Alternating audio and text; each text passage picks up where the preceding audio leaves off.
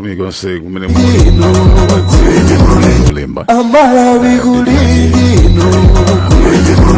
kunabeja kumabetsera kuti Kulinji yakaya lilongwe Kulinji kumzuzu mwanyeto Kulinji nanga kuboma kukushirika chani mwale akotia kujibaji kuti wasauka kulirabe nanga osolola ledesiya odija chirukubo chiyenda panji nanga nkani zonyatisa sikulijani kumbolo pakati Kulinji mwera nanga kwanuko Kulinji kuti kuboma kusteri hausi Kulinji nanga watuta watuka panji nanga hata zile dio kukuliyani Kulinji tikudalira inu Kulinji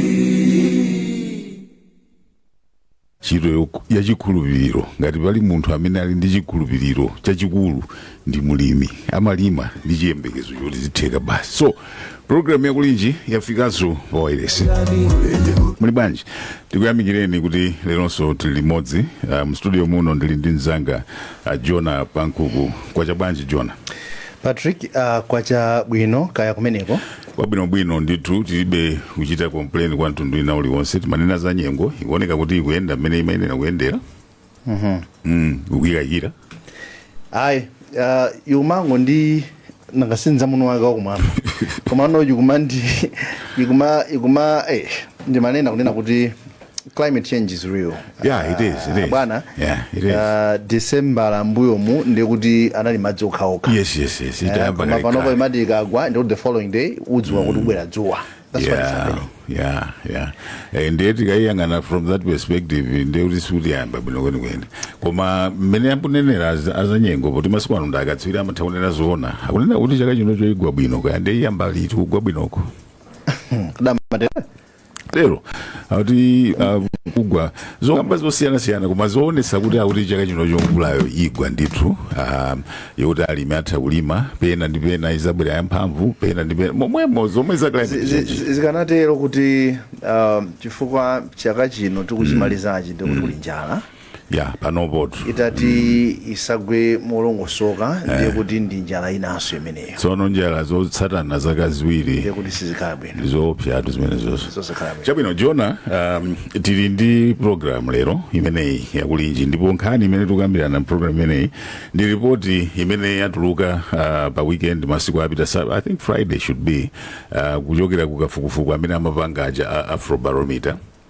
Afrobarometer ndi gulu limene panopono amalawi tikulidziwa amachita zakafukufuku nthawi zambiri masurvey awo amatulutsa zosiyana zokhuzana ndi ndale ndi zina zokhudza wanthu. Ripoti imene inatuluka panopo imene tikuyika mbayi ndionena kuti mwezi wa August Afrobarometer anachita kafukufuku mdziko muno kufufuza kuti kodi chisankho chitati chichitike mwa mafunso ena amene amafunsa anali kuti chitati chichitike chisankho mwezi wa August umene amapanga kafukufukuyo amene angawine chisankho chondani ndiye kutengera ndi anthu amene anali pa sample yawopo ambiri amanena nthawi imeneyo kuti aya na chisankho chitati chichitike lero ine amene ndingavotere ndi DPP. So anafunsa anthu osiyana at the end of the day anachita compile report yawoyo ndi report iyo inasonyeza kuti anthu ananena kuti angawine ndi MCP. DPP imatenga 43%, MCP imene kulamula pano 29%, UTM 7%, UDF inali pa 2%. Musimwakemu ndi zipani zinazo kuziunjika pamodzi. DPP 43%, MCP 29%, UTM 7% and UDF 2%. Panalibe chipani hata chimodzi chimene chimaonesa kuti based on that survey kuti chikhoza with 50+1 outright. Komano machitidwe ake anali amene wawa zitati zaenda moteromo kutanthauza kuti chitati chisankho chidachitika nthawi imeneyo bwezi DPP ili pa number 1, MCP ili pa number 2 kutino adakaka kumana kuma runoff.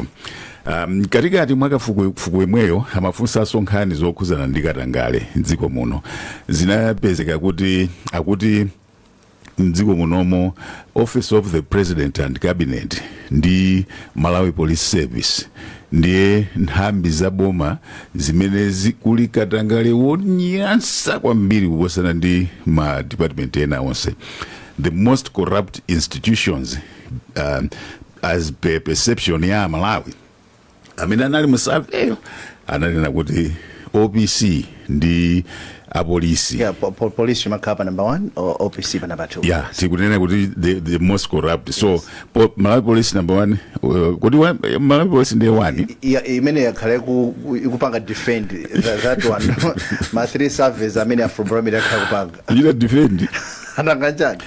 Okay, so Malawi police pa 1, OPC pa 2. Akuti mwa anthu onse amene anawafunsawo hafu teka la anthu ananena kuti ndithu ndapo kadipo kenake kumpasa wa polisi kuti gwirizani kwayani akandidutse apa kwayani akandichite nkhani zake nizotero. So programu iyi tikufuna kukambirana nkhani zakafukufuku ameneyo mbali ya chisankho kuti DPP 43%, MCP 29% at number 1 and 2. Chipani cholamula cha MCP azichita trash zimenezo azikaniratu ndipo anenatu kuti ndi makafukufuku opanda ntchito akuti MCP kuzawinabe chaka cha mawa outright and Malawi sangavotereso DPP pakali panopo ndipo kafukufuku ngati amene alibe naye kudabwa kwa mtundu wina uliwonse ndi akafukufuku amene amatuluka nthawi zambiri kumapeto kumayambiriro kwa zisankho Chonchi nthawi zina zimakhala zotumidwa koma palibe china chilichonse chimene chachita sheki ndi kafukufuku wanthu ngati umenewo. So tikufunsa mpulogalamu iyi kuti kodi akafukufuku ngati amenewa amakhaladi ali ndi phindu lake ndi lotani, amakhala kunena zoona anthu amalandira bwanji makafukufuku amenewa ndidza serious kodi chizipani zikaona makafukufuku anthu marizati ngati amenewa zizipanga bwanji nanga anthu amalawi eni yake maripoti ngati amenewa angawathandizire bwanji kapena kuapomboneza bwanji pa maganizo awo okonzekera kuzasankha anthu chaka chamawa. So kuli zinthu zingapo zimene tikuyang'ana mbali inayi ndimene tikunena kuti kodi pano kumanena kuti polisi ndiye number 1, OPC number 2, mabungwe ufunika kwambiri nthambi zofunika kwambiri za boma ndiye kumene kuli katangale weni zimene zikutanthauza chani pa nkhondo yomenyana ndi katangale kuti mtsogoleri omenya katangaleyo ndiye amene akuchita so katangale weni Malawi Police Service zikhala number 1. Nkhani imene ili m'bwalomu lero Jona ndi imeneyo. Nkhani ya yovuta kwambiri munduza kuti wena tikhazika kwambiri kutiko fuka zonse ziwiri zikulu yakatangale ipayokha ndikuti titha kutha program yonse komanso ya Afrobarometer mwina ndi imene munayipanga highlight kwambiri ndingonena kuti pa nkhani yakatangaleyi zikuoneka ngati dziko from where I'm standing ena kumbali ya boma mukawafunsa amanena kuti tikuchita bwino ngati dziko in terms of mwina capacitating institution ngati ACB amaloza kwambiri kuti mbuyo mu amalandira ndalama zochepa pakadali pano akulandirako ndalama zambiri. My argument has been kuti mwina it's more than just the money. Political will si mangoneka pa ndalama pokhapo komano mwinaso kumapanga check kuti kodi zimene timalankhula ma podium zosiyana zikupanga match ndi zimene zikuchitika kuseri. Okay, ineyo ndakhala ndikumapanga observe kunena kuti mwina for quite a long time timakhala ndi anthu andale amene pamaso amakamba zina kuseri they become partakers of the same corruption. Chifukwa tikadakhala kuti tikupambana ndi nkhondoyi ndiye kuti maripoti awa bwezi pana kumasintha bwezi pana polisi aja mwina atakhala pa number 3 this time around even 4 yes komano ndi apolisi omwe aja adakalipa number 1 komanso Afrobarometer akunena apa kunena kuti generally about 54% of Malawians akukhulupirira kunena kuti katangale wanyanyira in the past 1 year. Okay, siza chilendo kweni because ngakhale bungwe la ICB I think a year ago lidane naso kunena kuti akuluakulu katangale akunyanyira. So ndiona ngati kuti ndikambeno kai ndi boma limene lipo pano. The pomp imene adabwera nayo in the fight against corruption ndikukumbukira kuti president mpaka adayika pa high five yawo kunena kuti ndithane ndi Katangale. Sindikukhulupirira kunena kuti amati akazigwira pa mtima ngati administration atha kunena moona mtima kunena kuti Malawi is winning against fighting corruption. Sindikukhulupirira choncho. We still have the rotten systems. We still have rotten people in the system. In the system. We still have people necessarily committed to seeing good corruption so it's very pathetic, especially when we repeated tikamakamba mobwereza Malawi 2063 Malawi zimeje sizingatheke Katangale kakhala kuti alimene alilime. So kunkhani yakuzani corruption, that's what I would say. Ndife dziko lomvetsa chisoni. We are not winning. We are not winning. Mbali ya chisankhoyo ndingoyamba motere kunena kuti ninakumvani mukamba zokuti IMCP apanga trash this or that. Kulibe chipani cholamula ever since maripoti awadamba kutuluka chimene chimavomera kuti inu sizikuyenderani. I even saw it nthawi ya DPP. I'm glad kunena kuti nthawi imene ma presentations amapanga Afrobarometer kuno ku Blantyre kunala achina Francis Mphepo a DPP kumene uchi kunala achina Yusuf Mwawa a UDF amanena kuti ife takhalapo mdziko muno taona makafufu amene akutani akutuluka and we have once trashed these reports. Yes, amapanga confess kuti feso tikulamula kuti kakana living in denial. So banobono ndiya kuvomera koma for a fact tenenezona Afrobarometer si institution odi mapanga utha kungwepanga igino sapanga akafufu wanthumba ena amene ndamva MCP akutsutsa amatsutsa yayi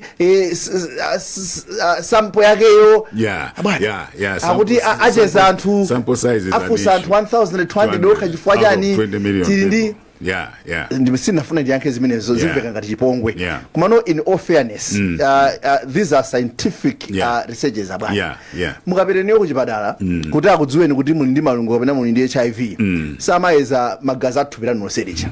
They just have a sample. It's a sample. It's that simple. Ndinenso kunena kuti mwina ndisinamalize my conclusion.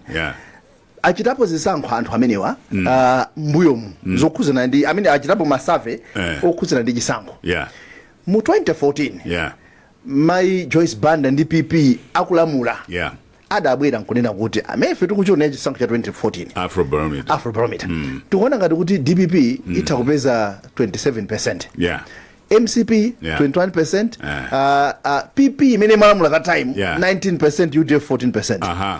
DPP inawina chisankho chimene chimulumbukira adaza wagonjetsa APP ali Boma. Just 2022 yomwe mu August anadzani naso nena kuti that was just 2 years MCP talowa Boma ndi Tosa Alliance that time, right? Adanena kuti Malawi akati avote mu August 2022 ndiye kuti ambapanga project kunena kuti 41.2% akanavotera DPP. MCP kanapeza 26.4%. That was in August 2022. Yes. Right. UTM 7.9%, UDF 3.1%, PP 0.4%. Ukapanga cheki kuchoka mafigures amene ndi pano ndiye kuti time amali 41 DPP pano DPP akuti 43. Time MCP amali 26 pano MCP aipatsa 29 yavera ndiye kuti UTM inali 7.9 yatsika to just 7%. UDF inali pa 3.1% pano ili pa 2%. Now my friend nene kuti zipani zandali zitha kusankha kuvomereza izi kapena kukana.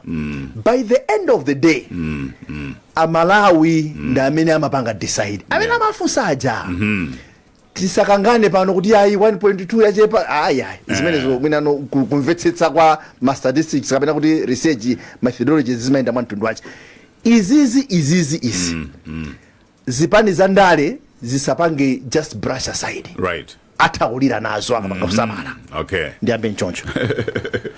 Yeah, quite an intro, Jonah. Kumandinkhani yaikulu, and in the two sides for that matter. Imene ikutipasa kuti pakhala ntchito pano. Tili nawo Joseph Chunga, amene wawa ndi mmodzi mwa akatswiri pa nkhani za ndale komanso Ernest Tindo. Joseph Chunga, ndikulandireni ku program yathu Mwazuka bwanji. Tatokoza kwambiri, tadzuka Mwazuka bwanji. Tadzuka, Ernest Tindo kwacha bwanji lero. Ayi Patrick ine ndili bwino ndithokoze kuti mwandiganizira kuti ndikhale nawo tipereke moni kwa omvera onse. Chabwino ndikuthokozeni ndiyambe ndinuyo Achunga kuti kafukufuku ameneyo amene watuluka nthawi zonse amautsa mapiri pachigwa anthu amamulandira munjira zosiyanasiyana poyambirira penipeni akafukufuku ngati amenewa akatuluka amakhala ndi tanthauzo lotani kuzimene zikuchitika pa ground kuti anthu amvetsetse perspective yakafukufuku ameneyo in terms of sampling and stuff like that. Achunga. Ndathokoza kwambiri kuti tiliso ndi mwayi ndinene kuti kwambiri zolankhula zanga mawa uno zikhala ngati munthu amene akuchokera ku Afrobarometer. Correct, that's why you are mwina here. Yes, ndilankhulapo kwambiri maganizo anga amene zinthu ndikuzionera mdziko koma kuti kodi zotsatirazi tikuti chani. Yes. Kuti yambire kumeneko kundipezerepo mwayi wobwereza zimene apankuku wamanena. Nkhani zina zokhala ngati za sample tinene moona mtima kuti mwina sitingakhale ndi nthawi yokuti anthu alowe ngati mklasi aliyense kuti azimvetsetse chimodzimodzi. Yeah. Koma mothandizana chabe mwina example anapereka ya kuchipatalayo ndi yabwino kwambiri. Nthawi zambiri tikamaphunzitsa anthu zokhuzana ndi za sample timanena chitsanzo cha tea. Kuti mukafuna kulawa shuga ngati wako ana mukapu yati simamwa chikapu chonse mukamaliza ndeti kumanena kuti ati shuga no wakwanira. Timatenda kasipuni ndikuziwa kuti tifunika tionjezere mu shuga kapena wachuluka tisile mazena. Chachiwiri chimene ndimafuna ndinene ndichokuti anthu akamaganiza za sample ngakhale asanapite kuti kodi sampling iyo ikumayenda bwanji anthu akhala akuganiza kuti ndi sample yomweyi manambala ake omwewo amene Afrobarometer imapangira ma study ake maiko akuluakulu ngati South Africa ngati Nigeria timagwiritsa ntchito manambala zomwe ngakhale anzathu kuli Asian Barometer a Eurobarometer. Anzathu amapanga amasavu omweyo ngati ku United States anthu over 250 million amagwiritsa ntchito manambala omwe ndi tizitha kuganizira kuti kodi ngati tikuti tifeti ndi mavota 7 million. Tiona ngati sample yachepa bwanji pamene magwira ntchito maiko amene population awo ndi over 200 million. So mwina tingowunikirana kuti nkhani za samples tisindike kuti isakhale nkhani yokuti anthu akhoza kumafunsapo mafunso. Ndipite ku funso lanu lonena kuti kodi kufunika kwake ndikotani ndipo anthu mwina azizoona bwanji. Ngati Afrobarometer moto yathu timatena kuti let the people have a say. Kutanthauza kuti cholinga chathu ndichonena kuti timaziwa kuti munkhani za ndale za economy imene kuyendera timakhala ndi anthu ama interest osiyana-siyana azipani ali ndi maganizo awo chani. Ife cholinga chathu ndichonena kuti tibwerese poyera maganizo a anthu osatengera kuti ena ake akuonetseramo zolinga zawo. So tikatutsa zosatira ngati zimenezi kwa ifeyo timanena kuti zili ndi anthu responsibility lies ndi anthu amene ali maudindo osiyana-siyana kunena kuti izizi ndi zimene anthu amalawi akunena. Ngati azipanga ignore ma-consequences ake ngati kwa anthu andale zimenezo ndi za straight. Ifu anthu omwe akakaponya voti akamazaluza azakhala akupanga reflect. Komanso sitimangonena ngati zinthu zokuti kodi anthu atakuvotera ndani. Pali zinthu zosiyana-siyana mwachitsanzo timaonikanso mafunso ngati kuti ndi ma policy areas ati amene anthu akuona kuti boma likuchita bwino ndi mapolisi amene siakuchita bwino. Cholinga chake ndichonena kuti asamangoona kuti anthu atikwiyira koma azitha kuziwa zifukwa zake ndizi. So mwina directly kundale ndikhoza kunena kuti kwa zipani izi ndi ngati assessment ya ulere kupanga masurvey awawa ndikotula koma wina ake wabwera assessment kuthandiza kuti kodi pano tikuima bwanji titamange bwanji pa ground. Kwa anthu amene ali ma members azipani mwina ndi reflection yawonso yonena kuti azitha kuona kuti ifetu ngati sitikalembetsa ngati sitikavota chipani chathuchi chithakuza zisankho. So ndinene mwina ndisire kai pamenepo. Okay, musanachoke nthawi zonse pamabwera mukatulusa maripoti amenewa especially ngati imene iyi yonena zachisankho chimene chikubwera pamabwera number 1 nthawi zambiri if not nthawi zonse prediction imakhala yonena kuti anthu adakavotera chipani chimene sichikulamula. Cholamula nthawi zonse chimakhala kuti chili on the losing side for some reason, and then pamazabwera accusation yonena kuti this is a sponsored survey, ndi survey ogulidwa. My accusation anthu ngati mumamva ndi how do you feel about them? And then again ndifua chani nthawi zonse zimaoneka ngati kuti mukapanga survey imeneyi imachita favor the opposition, so to speak, because that's what happens. Well, sinene kuti sinthawi zonse mwina chifukwa choti mungaona kuti zimene zakhazi kuchitika mdziko munomo ndi dziko limodzi la mayiko ochepa mu Africa muno kumene timakhala chizungu timati turnover, kusintha kwa maboma. Mayiko ena ambiri maboma sikuti akumasintha amene tapangira ifeyo kunoko. Kwa anthu amene amaona za democracy amanena kuti ndi umboni onena kuti dzikolo anthudi akukhala kupanga zisankho zokhala mwa ufulu zoti akusankha amene akufunira. Koma ndipereke chitsanzo chakuti 2009 mwa chitsanzo nthawi imene Bingwa Mutharika ana zapoti ambiri imene ndi ili record still barometer mukacheke mukaona kuti nthawi imene chananena kuti awa ali atha kupamba za 2014 monga manena apa kuti manena kuti Joyce Banda akuoneka kuti zisankho zidatika atha kukhala number 3. Okay, sorry, achunga pepani, for some reason, I mean for technical reasons, ndikuyimikeni pamene popo, please keep that thought in mind. Mupitilize pamene popo ndimafuna kuti ndipite ku chio kumene kuli Blessings Kadewere chifanya wati amene wali pa ground ndi kumadikiritsa nthawi yati asizimakoma. Blessings wazuka Blessings wazuka bwanji? Moyo wabwino. Akuti bwanji anthu za report ya Afrobarometer imene inatuluka yabatsa MCB 43%, I mean 29%, DPP 43%, UTM 7%, UDF 2%. China kachitika chisankhocho mu August maganizo amenewa. Ayilandira bwanji report imene ndipo akuzimvesa bwanji? Chabwino. Bwanji ndi modzi mwa anthu amene takumana naye kuno kutcholo pa Boma. Kuna ndine Jones Rosa ndima kulisa mazwani wapandi achoni machida kuti amaga. Chabwino nkani ya zosatira zimene Afrobarometer yatulusa zokuzana ndi chisankho inu zimene zimukugwirizana nazo kapena kutsona nazo nanga ndi chifukwa chani mbuli ndi maganizo. Inu zimene ndikugwirizana nazo chifukwa anthu amene asikilidwa ndi amene angakwanitsenso adazakwanitsa mu tsiku limene lopita kukavota limene mwe tikudusamo. Alright, inu mmakumbirira bwanji makafukufuku onga amene Afrobarometer yatulusa? Mbuya musini mwakhulupirira pa zifukwa zanga zomwe ndimazona ndimataya ngati nzosafunikira.